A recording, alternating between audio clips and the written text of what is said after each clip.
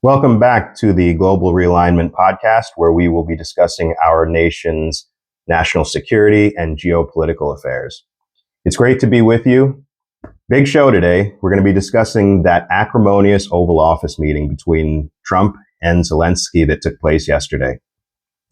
As many of you are probably aware, Zelensky was visiting Washington to ink the rare earth deal that Trump's team and Zelensky's has been negotiating over the past month. And I've done two prior videos on those negotiations and some of the details involved in that rare earth deal. And so if you want to check those out, you'll see those. It is March 1st. And yesterday was this Oval Office meeting. As I just said, the deal has been in the works for a few weeks now, and essentially it served as a framework, right, for a resource for security swap between the U.S. and Ukraine. Trump wants the resources basically as compensation for the economic and military aid that the U.S. has been sending to Ukraine, and Ukraine, along with the U.K. and France and several other European countries, are wanting basically a U.S. backstop for any troops that they place in Ukraine subsequent to any kind of post-war situation. So, like I said, many of the technical details were still being laid out. This was kind of a framework deal that was they were meant to sign together yesterday. So they're working out many of those details. They were working out many of those details behind the scenes, particularly the nature of the security component. And that's the most contentious issue, right?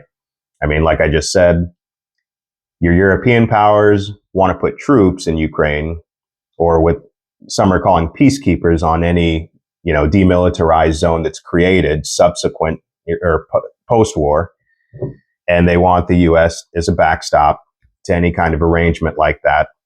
They also want to continue receiving weapons from the U.S. and economic aid and this kind of thing, which is basically the polar opposite of where the Russians are even starting out. The Russians, one of their big concerns was, the idea of NATO being on their front door. And so the idea of peacekeepers has already been rejected outright by many senior level Russian officials. The idea of continuing to funnel weapons into Ukraine is basically also a non-starter, because one of the red lines for the Russians was the idea of demilitarizing the Ukraine. And again, I would posit that perhaps there's likely going to be exceptions made when it comes to giving Ukraine weapons. I'm sure that's going to be part of the negotiation, and it's going to come down to the nature of the weaponry, right? I think it'll, the Russians, from the Russian perspective, they'll probably be okay with, defensive weaponry and that kind of thing. But this whole idea of long-range missiles and, a lot of the crazy weapons that we've been providing to the Ukraine and the U.S. Is going to likely be an issue, a roadblock for for the U.S. And so this, when I think of, from what I've heard, this idea of peacekeepers and U.S. backstops and this kind of thing, it almost sounds to me implicitly like an Article 5 without it being an Article 5. Since NATO was taken off the table long ago, or not long ago, but a couple weeks ago for the Ukrainians, this is almost like the next best thing. Instead of Article 5, where, if Russia, for example, attacked a NATO country, all the countries, presumably would get involved defending that European country or that NATO member. So with this situation, I see a few similarities, because it's almost as if the Europeans and the Ukrainians want the circumstances to basically be, well, if we have European peacekeepers over here and they're backed by, a U.S. security guarantee, and any of these peacekeepers ends up getting killed post-war, that's going to automatically trigger the U.S. to come in and We don't know what the nature of that could be, but again, some similarities there, but we'll go on here. And of course, on the one side, Trump wants to exploit Ukraine's so-called vast natural resources as compensation for Ukraine's military and economic funding the U.S. has been providing. So those are your two sides. There's the security component that the Europeans and the Ukrainians are obsessing over, and then there's the exploitation of their natural resources and compensation for what's been provided to them over the course of the past couple of years since the war started. So we'll get into some of the specific things that were said and discuss some of the wider political and economic implications. And again, I'm sure there's a tremendous amount of opinions and commentary already and analysis on this. So in the social media ecosystem, probably won't hear too many new things, but or hot takes, but we definitely need to analyze this because it was certainly a monumental pivot from our posture towards Ukraine over the course of the past couple of years. And so this is going to be kind of like a summary video, like a bookend to the past two videos that I did on the mineral deal. I didn't know that I'd be doing a video of this nature. I thought that I'd probably be talking about, some of the subsequent details that were worked out in the final document and what potential developments there are going to be and all this kind of stuff. I didn't think of it that cold water would be thrown on the entire process yesterday in that way. I was literally walking around the house doing some things, and I knew that I wanted to watch the press conference and the Oval Office meeting. I knew it was coming on, and I just said, "Oh wait, I don't think that there's going to be too much anything consequential." And I check a couple hours later, and it's like everything is blown up. So definitely interesting. So getting started here, Ukrainian President Zelensky on Friday got into a heated war of words with U.S. President Donald Trump and J.D. Vance. J.D. Vance jumped in there Friday during a critical meeting concerning the mineral deal at the White House. Now, we're not going to get into the nuts and bolts of the mineral deal because, again, there have been leaks in this kind of thing, and you can definitely look those up. But I think we got a lot of that stuff covered in the previous videos if you want to take a look at those. But keep in mind, many of the more crucial details, specifically related to the security question, were absent from the draft. Now, there's only like one mention, like the word security, I think only appeared one time in the draft. And it was sort of this it was a very general way of I think it basically said, we support the right of Ukraine obtaining security, something broad like that. And so I'm sure, again, that was something that was going to be worked out, behind the scenes. I don't know how much of that we would have heard about this early on, but and the other thing, and I wanted to, take a minute here to go over an article that I found in the Wall Street Journal that talks a little bit more about Ukraine's rare earths and, some of the economic implications of, extracting the rare earths and everything. And after reading a couple of these articles and similar opinions about this maneuvering that Trump is making to obtain rare earths, it made me wonder how serious he was about, obtaining these resources, right? I mean, again, I understand the reasoning, compensation for, war material that we've provided Ukraine, the resources. It is a resource race. I mean, when you're thinking about Greenland and, again, Ukraine, many of the countries of interest that, Trump that we're involved in, it's for those rare earth metals, those rare earth resources, because China basically dominates the market on those rare earth resources right now. So we're trying to basically diversify our supply chains. But Ukraine just seems to me, Congo is even another example of where the eastern part of Congo, many of you probably know, is where a lot of these rare earths are also located. And There's been a lot of discussion starting to percolate when it comes to the Congo as well. But I just wanted to touch on a few points in this article. Let me see here. And again, this is from the Journal, and I'm just going to go through some of this. Ukraine has agreed a mineral rights deal with the U.S. Now comes the hard part, getting anything out of the ground. Even before the war, which has taken up to 40% of Ukraine's critical mineral deposits under Russian control, the lack of exploration activities for some minerals, infrastructure, and even up-to-date maps of the deposits were major obstacles to large new commercial projects, executives and analysts say. Corruption, red tape, a cumbersome legal system, and a history of corporate raiding have long deterred foreign investment in Ukraine's commodities sector. And this is kind of what I was talking about in the previous video. A lot of risk involved for any firm or individual investor that's looking to get into this business in Ukraine of extracting minerals. A lot of risk. And that's why sometimes I'm thinking to myself, is this just kind of a face-saving thing that Trump is trying to get out of Zelensky? Or is he actually serious, and does he think this is going to be lucrative in the immediate future? I'm sure he probably doesn't think that, but these are just some questions that are swirling around. Goes on to say, in Ukraine, anyone can block your activity with various means, said Andrei Smolin, the head of Avalana's Ukrainian office.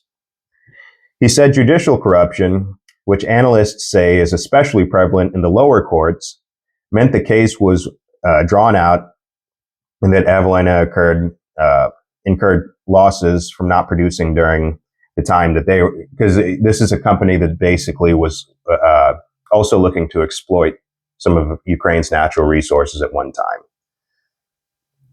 time. Going back to the article, the details of the mineral deal, which Trump and Zelensky are expected to sign this week, remain to be worked out. Ukraine is believed to have deposits of at least 20 of the 50 minerals that the U.S. considers critical. These include lithium, graphite, titanium, uranium, and rare earths, a collection of 17 elements that are essential for everything from cell phones to the defense industry. Since the dissolution of the Soviet Union, economists say corruption has permeated Ukrainian society, creating a system where judges are often bribed and contractors must promise kickbacks to win bids. And then it goes into some details about the corruption index in Ukraine and that kind of stuff. Let's just say their society is pretty, their government and these kinds of things, historically corrupt. Many of you know that. International energy majors Shell and Chevron entered Ukraine more than a decade ago with high hopes of tapping into its shale gas reserves. Their efforts were stymied by a combination of bureaucratic hurdles, local opposition, corruption, and ultimately Russia's initial invasion in 2014. Chevron pulled out of its $10 billion shale gas deal in 2014 because of delays in government approvals and regulatory challenges. Shell exited its agreement in 2015, citing conflict in eastern Ukraine and an unfavorable business environment. And I don't know if that business environment is going to get any better anytime soon, even after a ceasefire or peace is achieved. It's going to probably be a long time. And so that's what I was saying earlier. It's just, I'm not going to go into that article anymore, but I was looking at that. I was reading it the other day and I just said, it's concerning that, this much energy is being put into this, and it's not likely, or at least obviously evident that, we're going to see any kind of monetary gain from, getting into that kind of business in Ukraine. And in any case, who would see the gain? It wouldn't really be the American people. It would be the firms, of course, who would be hiring Ukrainians, very likely to be working the mines and all that stuff. So interesting. Like I said, that's why I was kind of wondering, was he ever really serious, or was it just, So, like I said, we're not going to get into the nuts and bolts of the deal in this video. Overall, the results of the negotiation, in my estimation, seemed like they were rushed. and lucrative for neither side for reasons that I just gave on it. I don't think it would be lucrative for the American side, and definitely not for the Ukrainian side, if you catch my drift. I mean, again, it's a way for them to pay us back, and they're having to rebuild the country. So, bigger questions continue to center on the security guarantees. And honestly, this whole thing about security guarantees seems forced, like they're forcing Trump to say something or do something. And Trump's position has always been, let's make a deal, right? And discuss the security questions later. He said that several times, right? He said the biggest issue that we have to think about right now is just making a deal. I'm assuming that's like stop the firing, get some kind of negotiation worked out, and the security component would basically fit into that larger scheme. And I think that Zelensky is basically wanting public, immediate commitments, along with Starmer of the UK, Prime Minister Starmer of the UK, and Francis Macron. I think because those two made a visit, Macron and Starmer made a visit over the course of the past 2 weeks, and they had a very similar posture to Zelensky's yesterday. We'll talk about that in a little bit, but it seems like they want an immediate public commitment, right? They also want something on paper, obviously, but they want to be able to have it on record for the public to see Trump making a commitment, which he basically has. He's not said that he's going to stop. At least he may have made hints at it over the past month, but he's still going to give them weapons. And when it comes to European peacekeepers in Ukraine, he's basically saying that the people that are going to be extracting the resources are going to be Americans. I think that they're going to probably be Americans and Ukrainians, and that's going to be kind of the American backstop in Trump's mind, because if you attack one of those people, if they get blown up or something, or a missile from Russia comes and blows up some people that are working in a mine that are American, then I guess supposedly that would trigger our involvement in something. So I'll also add that in a way, like I was just mentioning, their visits precipitated this disastrous meeting. And I'm talking about Starmer and Macron. They both visited Washington over the past 2 weeks and approached the security questions in the same presumptuous, confrontational manner that Zelensky has been doing it.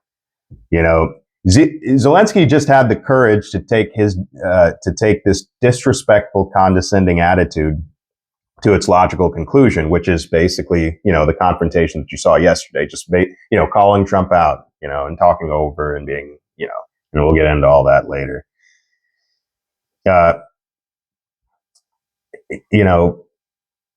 Sometimes you will have to wonder what kind of person, after watching that meeting yesterday, Zelensky used to be.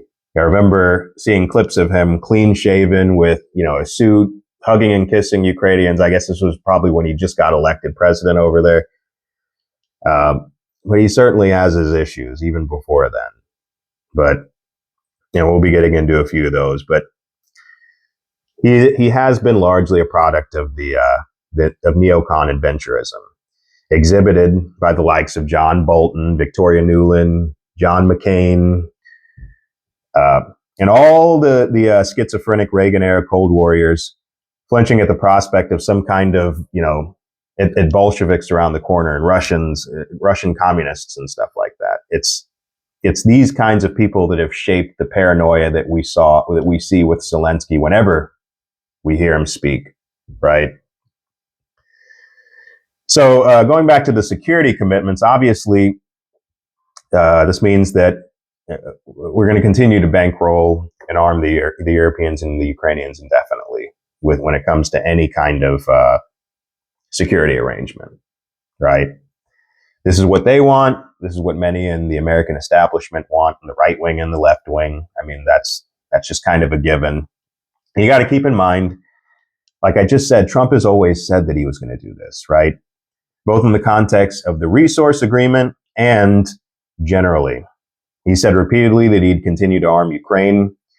and that the firms extracting Ukraine's resources would serve as a deterrent, like I just mentioned, to any so-called Russian aggression. And again, they just want him to say it out loud. They want it, of course, on paper, but they want him to say it out loud in front of the American people because they know they have the attention and the emotions of many Americans when it comes to the Ukrainian. Don't ask me why. I think that before this war started, probably a good portion of Americans, I know it's cliche to say it, but they probably couldn't find Ukraine on a map. But they know, the Europeans know they have the hearts and minds of many Americans on this issue, right? They're looking at it as, Ukraine's getting bullied by big Russia. And then worst thing is seeing Trump sitting over Zelensky yesterday like a father berating him. And again, that's more sympathy right there for the European and Ukrainian cause. They also want, along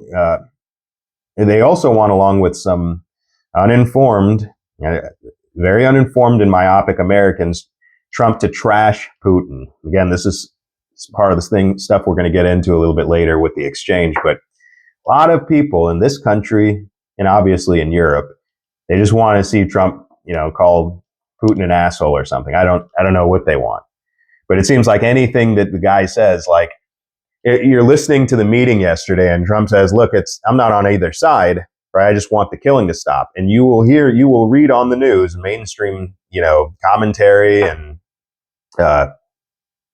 media outlets saying, yeah, he's a puppet. It's a shame that we have a puppet president.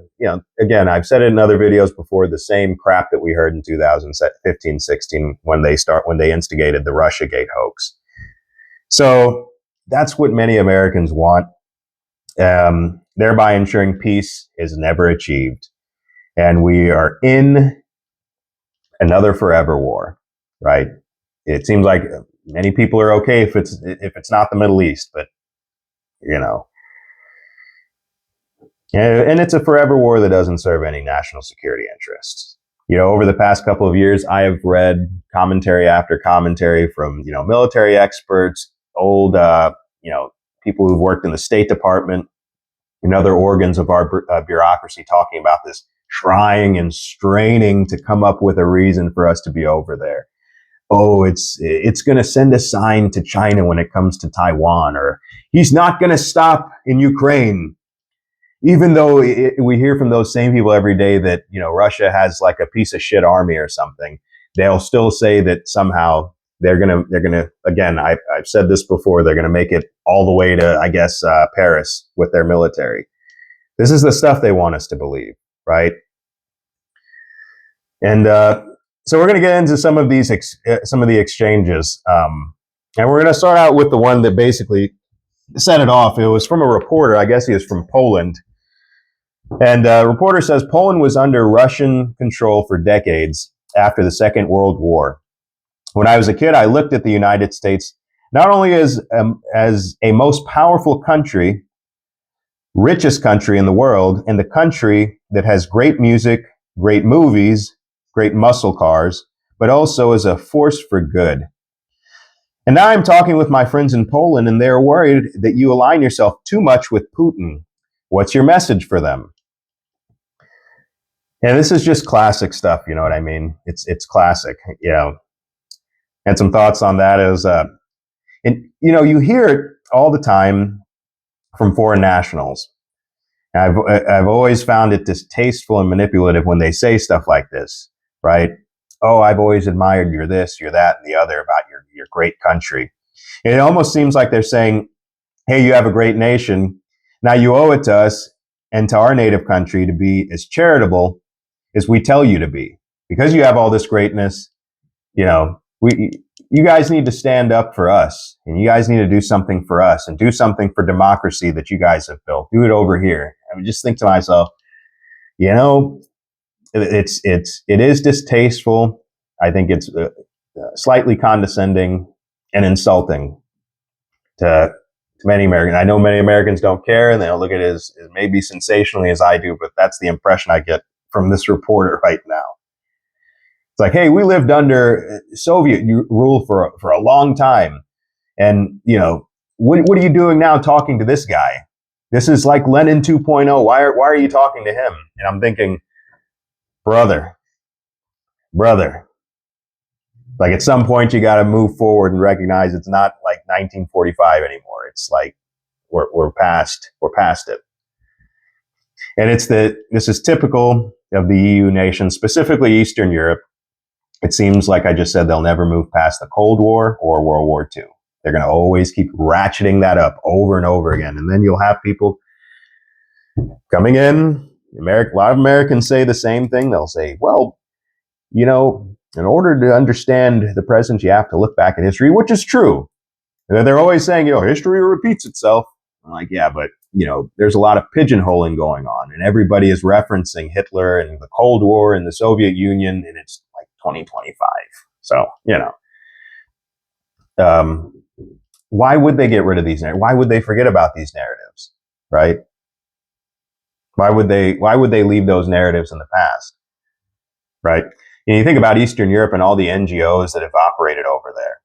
They've deliberately ratcheted up a lot of this paranoia that you see in Europe of like again another expansion, like an expansionist Soviet Union being reborn. You know, they've deliberately instilled these ideas over decades in these people, and it's tiresome. It's tiresome. I'm sure Trump gets tired of listening to these Europeans lecture him about the dangers of you know, imperial Russia and all of these things. It's like, it's embarrassing. I think that's why we keep being told by the pro-war commentariat that Russia won't stop at Donbass. You know, so Trump responds, well, if I didn't align myself with both of them, Ukraine and Russia, you never have a deal. You want me to say really terrible things about Putin and then say, hi, Vladimir. How are we doing on the deal? It doesn't work that way. I'm not aligned with anybody. I'm aligned with the United States of America and for the good of the world. I'm aligned with the world and I want this thing over with. Is a good statement. You see the hatred he's got for Putin, Zelensky. That's very tough for me to make a deal with that kind of hate. Very true. Volatile, right? Unpredictable. He's got tremendous hatred, and I understand that. But I can't tell you the other side is exactly in love with him either.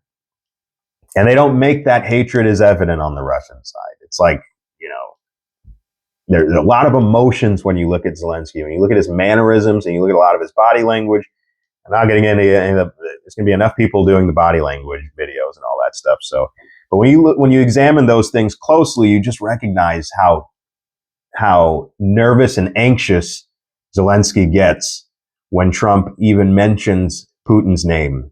It's like if Trump isn't like, you know, basically calling him a son of a bitch, then he gets schizo about it. He's anxious. Not a good look for a world leader, right? Trump's mention of Zelensky's hatred is both a rebuke, of course, and an illustration to the American people of one of the many roadblocks on the path to a negotiated peace. And most people are not going to see it that way, right? Most people are going to look at this as Trump the bully, you know, just to make it very simple. And I got to say, Zelensky is a great actor, a better manipulator, but a poor statesman. I mean, I've heard a lot of people, and look, I'm not in politics, but, you know, I have discernment, and, you know, it's one of those things. And, you know, again, discernment, it's not a qualifier, but just looking at these people, I will say this, or someone like Zelensky, like I just said, great manipulator and actor, not a good statesman. I don't think anyone's really been able to make that case that he's a good statesman, right? And when you see this kind of emotion exhibited by a man running a country like Ukraine, it's not that you can't understand why, right? Not that you can't sympathize with his anger, but that is something that's just not good to air out like that, right? Not in the open. Needs to be, you know, behind closed doors. Need to be a little bit more subtle. Quit with the facial expressions. Quit shaking the head like he was yesterday in the meeting. Just relax. Hammer out those details behind closed doors. It's not a good look. Not a good look for either party, really. For Trump or Zelensky. And he's honestly, for as long as I've been listening to Zelensky over the past couple of years, even before the war started, when I've seen, interviews with him or discussions, even when he met with Trump in his first term, the guy, going back to the whole Putin thing, intimidated by him, right? Not only does the mention of Putin or talking to Putin on friendly terms by Trump and make Zelensky anxious, along with many Americans, unfortunately, and Europeans, but he also seems intimidated by him, right? And he should be, right? I mean, Putin is a statesman. He has been governing the country for a long time. You call him a dictator, all the, disparaging names you want to, but the guy's got experience and he's got, political acumen. He's a natural, like Trump's a natural. He's got political instincts that are great. Zelensky, not so much. They've crafted a great avatar in the person of Zelensky, which is unfortunate, right? It's like he's like a sock puppet. And it's an unfortunate thing. It's a bad look. Many would challenge me and say that many of the ways that I'm describing Zelensky is, again, a great actor, a poor statesman, insecure, and all of these different things, that I would describe Putin. And I just respond by saying you're not paying careful attention to history or the things that Putin has said in the past, maybe not read his speeches, and you might be inadequately informed. The act Zelensky has been putting on since being installed in Ukraine has done well to mask many of his insecurities. The lack of wearing a suit, right, in the Oval Office, not being shaven, again, the erratic behavior, this kind of thing. Taking this and his questionable past, including his drug use, into consideration, this makes for an unstable, volatile negotiating partner in general. Say what you want about Putin. I don't trust him. Or you can't trust them. You can't trust anybody. You can only. It's like if again, it takes you have to have a certain degree of discernment and kind of put yourself in the shoes of a conversation like that. Not forget the content of the conversation, but I've known people that have similar mannerisms to Zelensky. They could be manipulative, condescending. They could also smile at you, passive aggressive thing. I can get too much into that, but I'm going to say that they're generally a volatile character, basically. No stability, no predictability, and that's not good for negotiations, obviously. So here's Trump. Trump says, quote, "So it's not a question of alignment. I'm in line with the world. I want to get this thing said. I'm aligned with Europe. I want to see if we can get things done. You want me to be tough? I could be tougher than any human being you've ever seen. I'd be so tough, but you're never going to get it done that way. So that's the way it goes." And again, some more notes of mine. Trump recognizes how this could spiral into World War III, right? By being the tough guy, by trying to push people in directions that they're not trying to go in, by dealing with, again, like I just said, volatile personalities, it could easily escalate. And honestly, I think that he recognizes the strength of his own ego as well as Putin's, right? And I think that's a dangerous combination because neither would tolerate being slighted, right? The negotiations could easily implode because both of them have something to prove. And Putin's lost many men. Trump has got a mandate, and he's looking to, get his name in the history books and end the war, right? In a very public way. I mean, he said in the press conference that he's ended wars or potential conflicts, basically.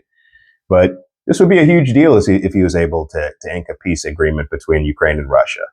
So they both have interests in not walking away or seeing this thing implode when they start negotiating. They have big egos, and if one walks away from the other, things could escalate rather quickly. And I think many people in this country take that for granted, right? For obvious reasons. We're not over there. And like I said, neither would tolerate being slighted. This is a dynamic between Putin and Trump, that Zelensky, if he were an astute, discerning statesman, would comprehend. And he'd kind of keep a lot of that, again, the aggression, the attitude, he'd leave it at the doorstep, right? And recognize that he's been dealt a great hand, because I would say that the amount of people that want to help Ukraine and continue to arm them and continue this within Trump's administration outweigh the ones that don't want to do it, to put it very simply. And I don't think that he cares one bit if Americans are dragged into the war. And look, that's what a war will do to you. I mean, look what's happening to his country and his people right in front of his eyes in real time.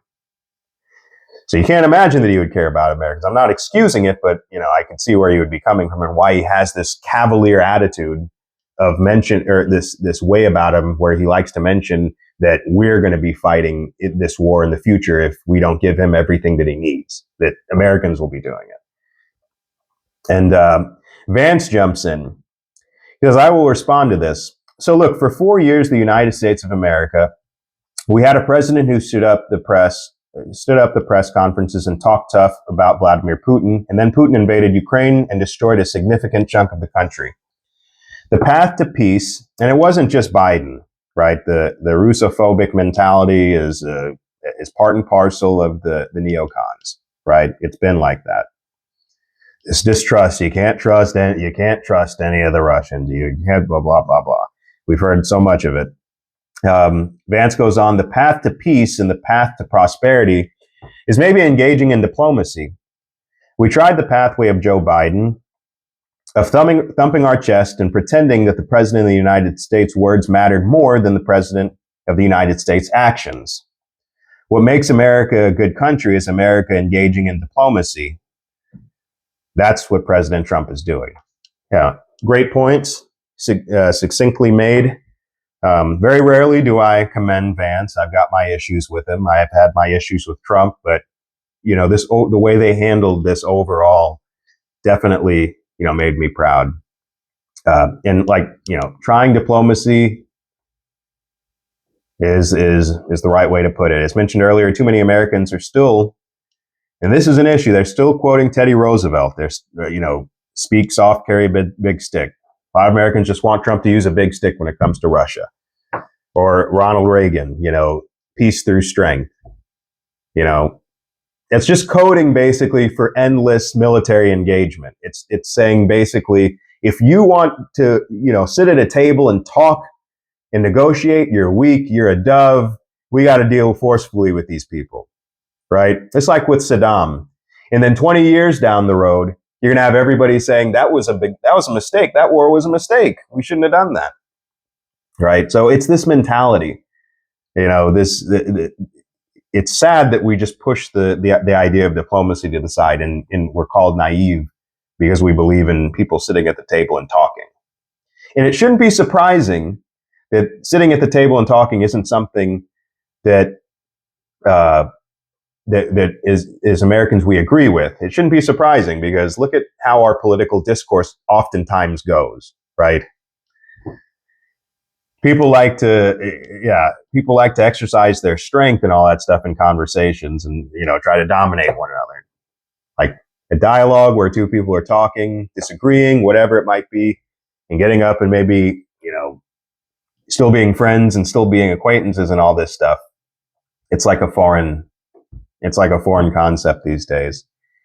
But everybody wants to be tough, but I don't think many understand why. When it comes to foreign policy, you hear a lot of people, they talk tough. We need to dismantle Russia, remove Putin and all of these things. We can't talk to him. We can't trust him. How could we? Tough talk, but this is the result, You can paint the war however you want, but this is kind of what you're seeing right now is the result of that mentality that I'm talking about. And they see Putin is bad. The critics see Putin as bad. Trump is Neville Chamberlain. Anytime that he says, I just want to negotiate with the guy, right? I have a relationship with him. I have a relationship with you, Zelensky. I have to negotiate if we want peace. It's not clear, though, that Zelensky wants a ceasefire or peace, And most of these critics that we've been talking about, they really don't know anything about the origins of the war, especially, Maidan and everything that led up to what we see and saw happen in 2022. And it's interesting because if you cite this history with anybody you're having a conversation with, like if you start to try to get into hey, this is what led to the war. A lot of these people get angry. It just shut down, right? And I remember it was something similar. In Tucker Carlson's not a critic of the Russians or anything like that, but he did criticize Putin after the interview that he did with him a couple months ago, because Putin spent 30 minutes going on about the history that has led up to the present conflict, which is important.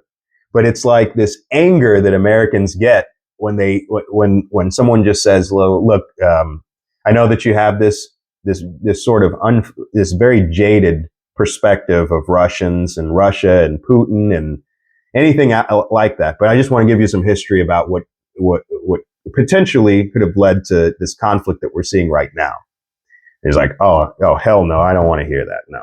The guy is Hitler. Just he's gonna ravage Europe. That's what's gonna happen. We have to just do something now."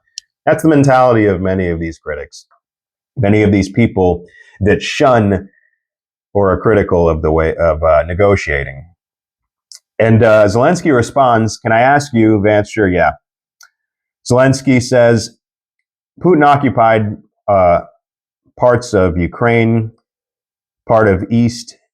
I guess what he's saying here is, and this is a transcript, so it's an early transcript that I got like basically right after it came out, so it's not perfect, but he's basically saying Putin occupied large parts of eastern Ukraine and Crimea.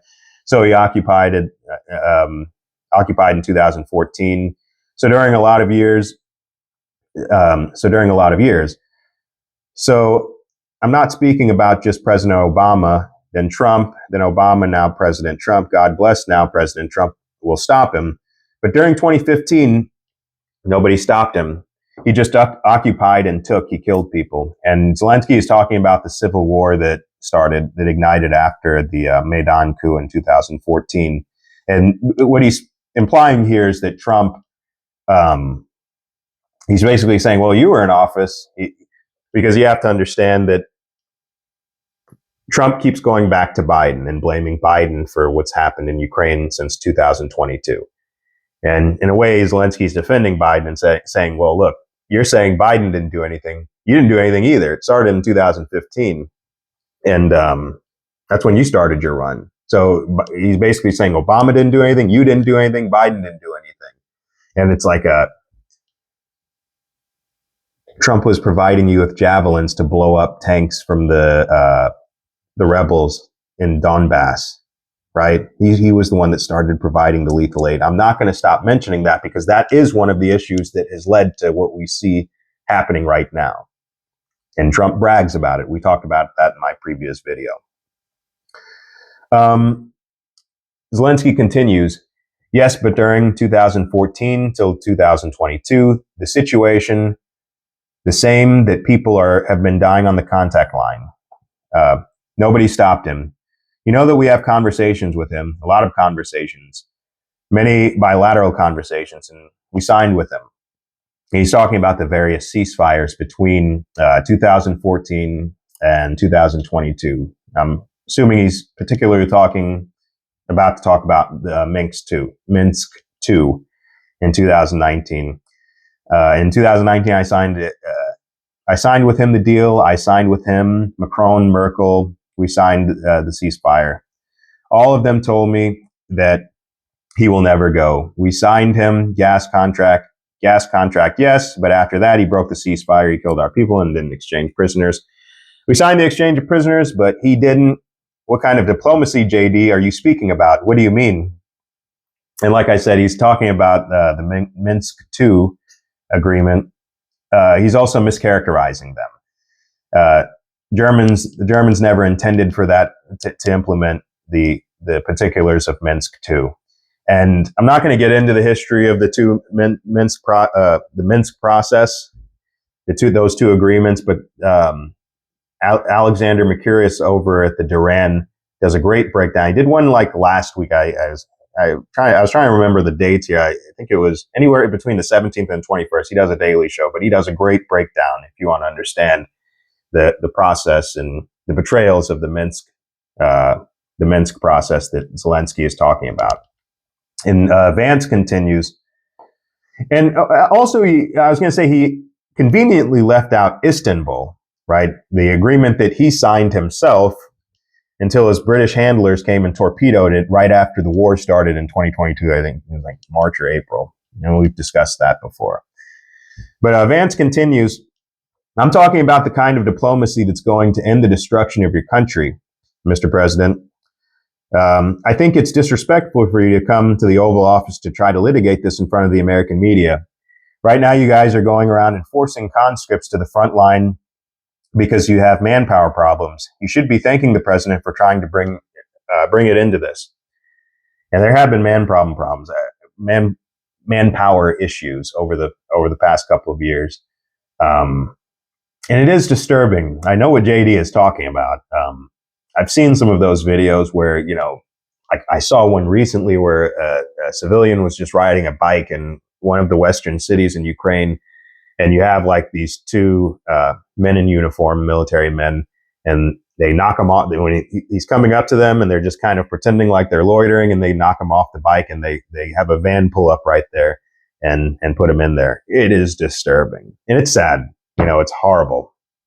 So God bless Trump if he's able to end that kind of stuff. Not to mention, of course, everything else. But Zelensky asked, has Vance been to Ukraine? And he invites him to go, and Vance responds, I've actually watched and seen the stories, and I know what happens is you bring them on a propaganda tour, Mr. President. Do you disagree that you had problems bringing people in your military? And do you think that it's respectful to come to the Oval Office of the United States of America and attack the administration is trying to prevent and attack the administration, which is trying to prevent the destruction of your country? And Zelensky responds, it's a lot of questions. Let's start from the beginning. First of all, during the war, everybody has problems, even you. You have a nice ocean, and but don't feel it now, but you will feel it in the future. And so think about that statement, right? Everybody has problems. You don't have problems right now because of your ocean that separates you, but you will feel problems in the future. And this is one of the things that set me off yesterday when I was watching this. And it's that Zelensky has made several comments like this before, right? We're going to feel problems in the future. Our troops are going to be involved in the future if we don't give Ukraine what they need in war material. This is the kind of thing that set me off before, and apparently Trump, because he made a similar comment earlier during this exchange that was similar to this one, and Trump just had his head to the ground, and you kind of tell that he was, being reserved, being patient. But he said it again, and this is when Trump started to light into him, and it's the idea again. What he's saying, it gives the idea that if we don't support him in a way that he sees fit, Americans will pay the price. Us having to go over there, in other words. He even said once, and similar to what I just said, if his army doesn't make it, Americans will have to fight. And even Lloyd Austin has said things similar to this, the old Secretary of Defense under Biden. Disturbing stuff. Flagrantly disrespectful stuff to say. Consider a foreigner like Zelensky showing this level of disrespect, telling us we'll die for his nation in such a callous and presumptuous way. But again, this is the perfect example of his poor statesmanship and political dexterity, lack of political dexterity. And Trump responds, don't tell us what we're going to feel. We're trying to solve a problem. And this is what I loved this response, right? I love the fact that it felt like he's actually defending me, or, Americans who, in young people that would have to fight the war, a war like that. And again, not trying to be sensational. I'm not trying to say that we're going to go and do any of these things and fight over there or anything like that, at least as far as we can see right now.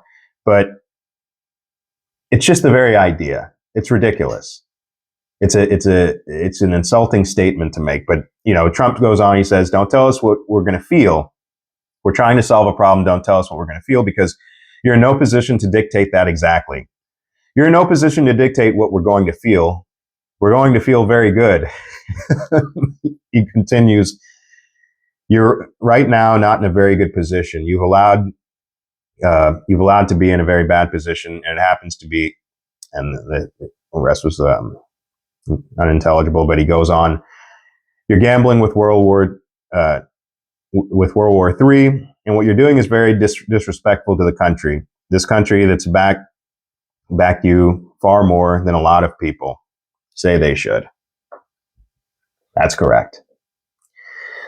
And other statements, I'm not going to go word for word with this part, just some general other statements as the argument continued.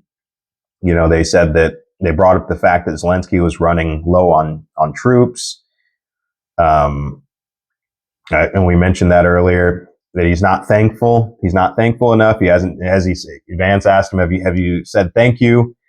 He says, oh, I've said thank you plenty of times, and this type of thing. Trump says he doesn't want he's not serious about a ceasefire. I don't believe that either, right? I think he wants to fight. He wants the backing indefinitely until one of the European countries or the U.S. is directly involved, right? This guy, like I said, the ego is off the charts. It's not about it's not about putting trust in either side, particularly Russians. It's about getting a deal done. Because there was another reporter, I think after this Polish one, that asked this question, that was asking, what if when you make a deal with the Russians, they break the deal? And Trump said basically like, yeah, well, it's not, that doesn't mean you don't make a deal and try for peace, right? Yeah, it's kind of a ridiculous question. What if either side breaks it? Does it mean you just let the killing go on indefinitely, right?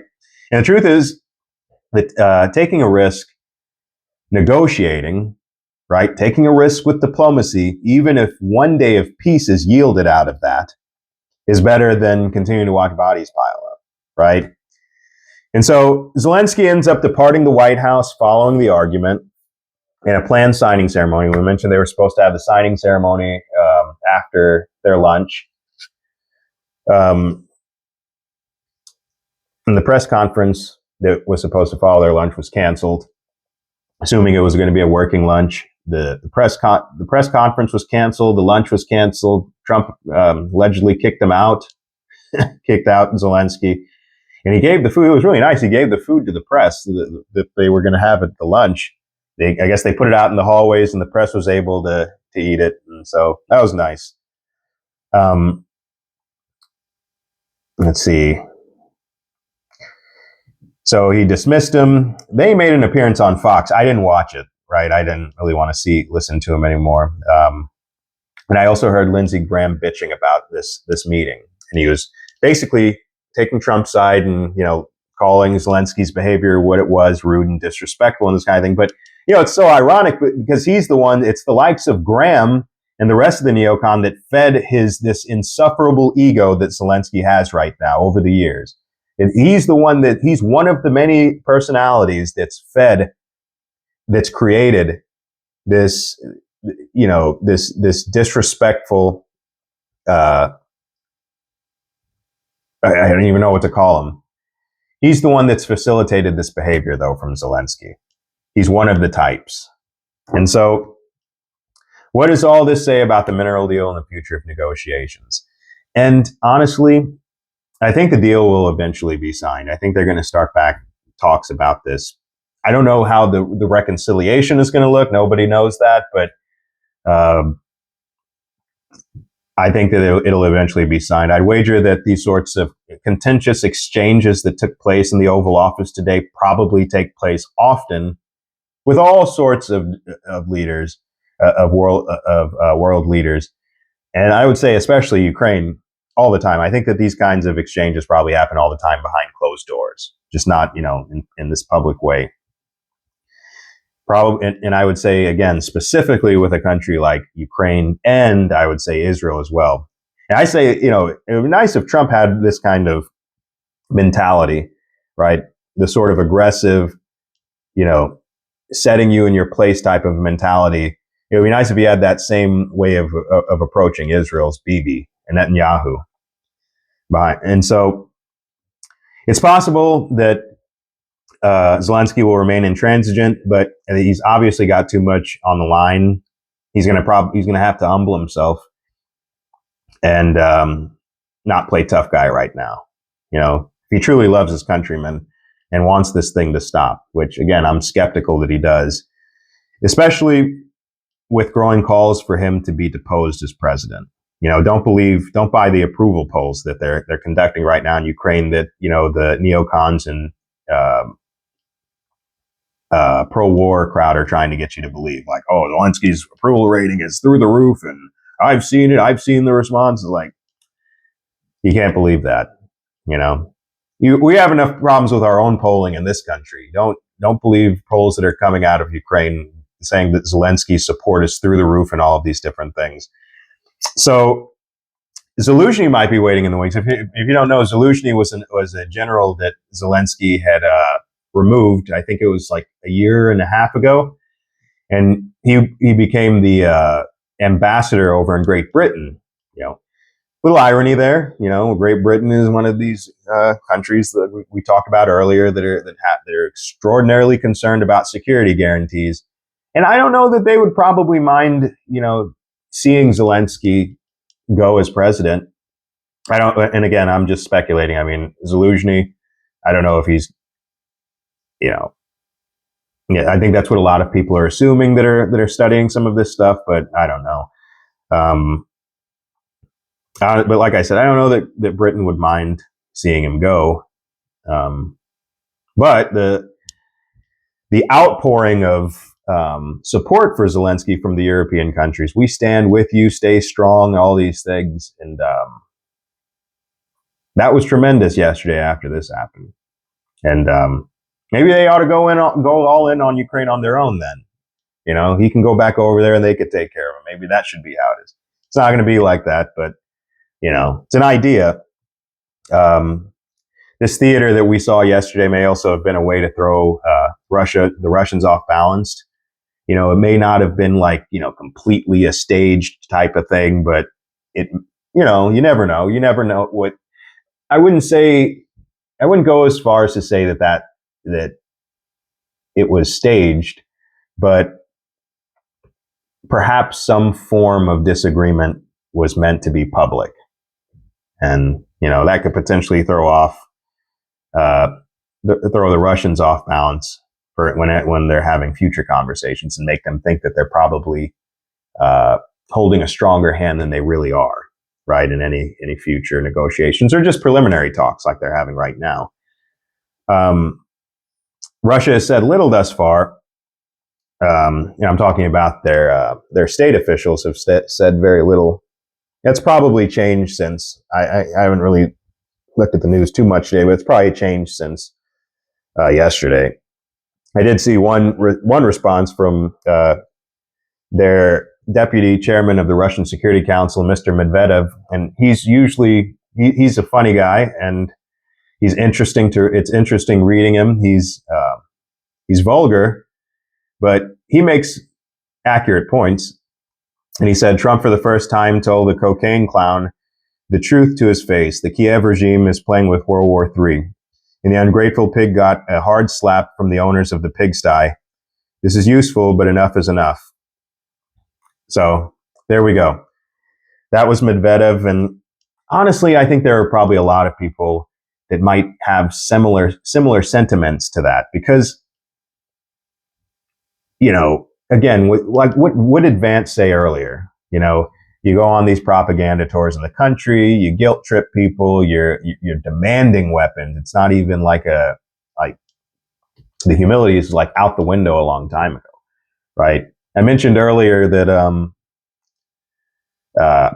saw footage of I've seen footage in the past of Zelensky after he got elected interacting with the Ukrainian people, and then you know the earlier meetings that he had with Trump in Trump's first administration. And the guy, you know, he looked like he had his issues. We know that he did, but he actually seemed humble, right? And now, again, you can understand like